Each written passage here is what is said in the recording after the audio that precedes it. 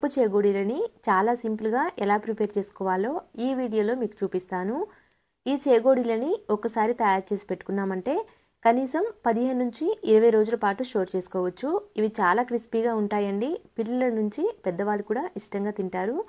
ఇవి తయారు చేయడానికి ఎక్కువ టైం కూడా పట్టదు. అలాగే ప్రాసెస్ కూడా చాలా ఈజీ. మీకు వీడియోలో చూస్తుంటేనే అర్థమవుతుంది కదండి ఎంత క్రిస్పీగా ఉన్నాయో. ఈ చెగోడీలు తయారు చేయడం కోసం ముందుగా ఒక బౌల్లోకి 1 కప్పు వరకు పచ్చిశనగపప్పును తీసుకొని నీట్గా క్లీన్ చేసి 1 గంట నుంచి 2 గంటల పాటు నానబెట్టాలి. అప్పుడే శనగపప్పు చక్కగా నానుతుంది. ఇక్కడ నేను 2 గంటల పాటు నానబెట్టి మళ్ళీ చూస్తున్నాను చూడండి.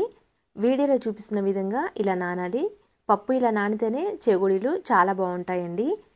పప్పు నానిన తర్వాత మళ్ళొకసారి నీట్గా క్లీన్ చేసుకొని నీళ్ళన్నీ వంపేసి ఒక పొడి క్లాత్ మీద వేయాలి. ఇప్పుడు ఎక్కడ కూడా తడి లేకుండా పొడి క్లాత్తో ఇలా చక్కగా తూడ్చేయాలి. ఇలా తూడ్చిన తర్వాత ఈ పప్పుని మళ్ళీ ఒక బౌల్లోకి వేసుకొని పక్కన పెట్టేసుకోవాలి.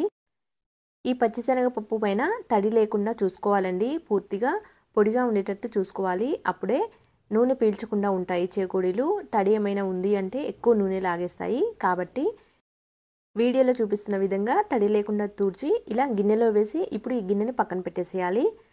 నెక్స్ట్ ఇప్పుడు ఈ చేగోడీలు తయారు చేయడం కోసం పిండిని ఒక గిన్నెలోకి కొలిచి తీసుకోవాలి. ఇక్కడ నేను 2 కప్పుల వరకు బియ్య పిండిని తీసుకుంటున్నాను. పొడి బియ్య పిండిని తీసుకున్నానండి. ఆ తర్వాత అదే కప్పుతో 1/2 కప్పు వరకు మైదాని తీసుకున్నాను. అంతా కూడా ఒకసారి ఇలా కలిపి పక్కన పెట్టేసేయాలి. కావాలంటే పూర్తిగా పొడి బియ్య పిండితోనైనా తయారు చేసుకోవచ్చండి.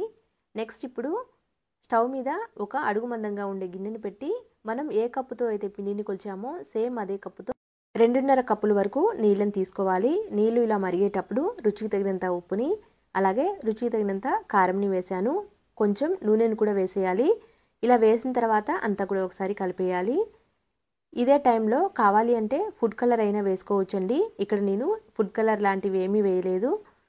నీళ్ళు ఇలా మరిగేటప్పుడు లో ఫ్లేమ్లో పెట్టి ఆ తర్వాత మనం ముందుగా పక్కకు పెట్టిన పిండిని కూడా వేసి అంతా కూడా ఇలా కలిపేసేయాలి. స్టవ్ ఆఫ్ చేయకూడదు. లో ఫ్లేమ్లో పెట్టి పిండి అంతా కలిపే వరకు లో ఫ్లేమ్లో పెట్టి మాత్రమే పిండిని కలుపుకోవాలండి. పిండి అంతా కూడా ఇక్కడ వీడియోలో చూపిస్తున్న విధంగా చక్కగా కలిపి ఇప్పుడు స్టవ్ ఆఫ్ చేసేయాలి. స్టవ్ ఆఫ్ చేసిన తర్వాత మూత పెట్టి కాస్త వేడి తగ్గే వరకు పక్కన పెట్టేసేయాలండి. పిండి కాస్త వేడి తగ్గి గోరువెచ్చగా ఉన్నప్పుడు చేతికి కొంచెం నూనెని కానీ నెయ్యిని కానీ అప్లై చేసుకొని చేతితో కలుపుకోవాలి. ముందు వేడిగా ఉంది కాబట్టి ఇక్కడ నేను గరిటెతో ఒకసారి కలిపేస్తున్నాను. వేడి తగ్గే వరకు ఇలా స్పూన్తో కలుపుకొని ఆ తర్వాత చేత్తో చక్కగా కలుపుకోవాలి. పిండి కలుపుకునే విధానాన్ని బట్టే చేగోడీలు క్రిస్పీగా వస్తాయండి. ఇక్కడ నేను మైదా పిండి అలాగే పొడి బియ్య పిండి కలిపి 2.5 కప్పుల వరకు తీసుకున్నాను కదండి. నీళ్ళు కూడా సేమ్ క్వాంటిటీ 2.5 కప్పుల వరకు తీసుకున్నాను. అలా తీసుకొని మరిగించి పిండి కలిపిన తర్వాత ఇప్పుడు కలుపుకునేటప్పుడు ఏమైనా పొడిగా అనిపిస్తే కొంచెం నీళ్ళని చల్లుకుంటూ పిండిని కలుపుకోవచ్చండి. నేను తీసుకున్న క్వాంటిటీ కరెక్ట్గా సరిపోయింది కాబట్టి నీళ్ళేమీ యాడ్ చేయకుండా అలానే పిండిని కలుపుకున్నాను. ఇక్కడ చూడండి వీడియోలో చూపిస్తున్న కన్సిస్టెన్సీ ఉంటే చేగోడీలు పర్ఫెక్ట్గా వస్తాయి. ఇప్పుడు కొంచెం కొంచెం పిండిని చేతిలోకి తీసుకొని ఇలా రౌండ్గా చుట్టేయాలి. నెక్స్ట్ ఇప్పుడు చేగోడీ తయారు చేయడం కోసం పిండిని తీసుకొని ఇలా రౌండ్గా చుట్టేస్తూ ఉంటే పిండి కరెక్ట్గా వస్తుందండి. మనకి కావాల్సినంత మందం ఇలా తయారు చేసిన తర్వాత ఇప్పుడు మధ్యలోకి కట్ చేస్తున్నాను. చేగోడీలు మరీ పెద్దగా కానీ అలానే చిన్నగా కాకుండా కాస్త మీడియం సైజు ఉండేటట్లు తయారు చేస్తున్నాను.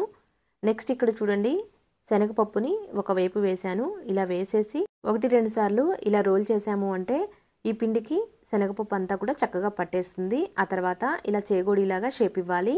2 అంచులు ఊడిపోకుండా కాస్త గట్టిగా ప్రెస్ చేయాలండి. అలాగే ఆ అంచుల దగ్గర కనబడకుండా ఉండడం కోసం పప్పుని ఇలా నిదానంగా ప్రెస్ చేసామంటే చేగోడీ అనేది నీట్గా కనిపిస్తుంది.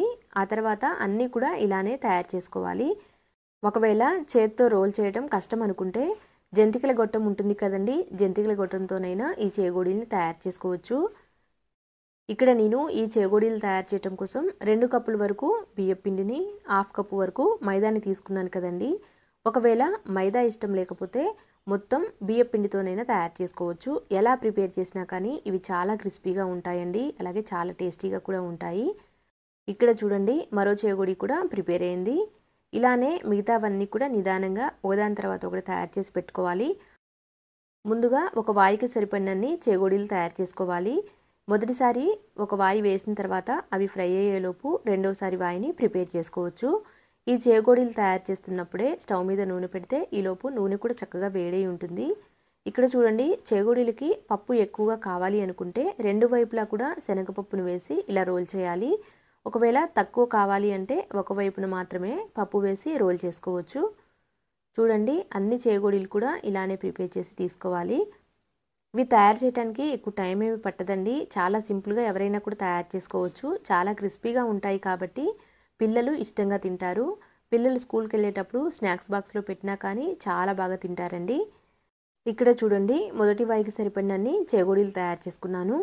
ఇప్పుడు మిగతా పిండి ఆరిపోకుండా పైనుంచి ఒక క్లాత్ని కానీ మూత కానీ పెట్టి పక్కన పెట్టేసేయాలి. ముందుగానే స్టవ్ మీద నూనె పెట్టాను. నూనె కూడా చక్కగా వేడై ఉంది. నూనె వేడైన తర్వాత లో ఫ్లేమ్లో పెట్టి మాత్రమే ఈ చేగోడీలు వేసి నిదానంగా ఫ్రై చేయాలండి. అలాగే నూనెకి సరిపడినన్ని, అంటే కొంచెం ఫ్రీగా ఫ్రై అయ్యే విధంగా వేసుకోవాలి. మరీ ఎక్కువగా చేగోడీలు వేసినా కానీ పప్పు అంతా కూడా ఊడిపోతుంది. కాబట్టి కొంచెం తక్కువగానే వేసి ఫ్రై చేసుకోవాలి. ఈ చేగోడీలు ఎప్పుడు చేసినా కానీ పర్ఫెక్ట్గా రావాలి అంటే ఖచ్చితంగా నిదానంగా లో ఫ్లేమ్లో పెట్టి మాత్రమే ఫ్రై చేయాలండి. అప్పుడే క్రిస్పీగా వస్తాయండి.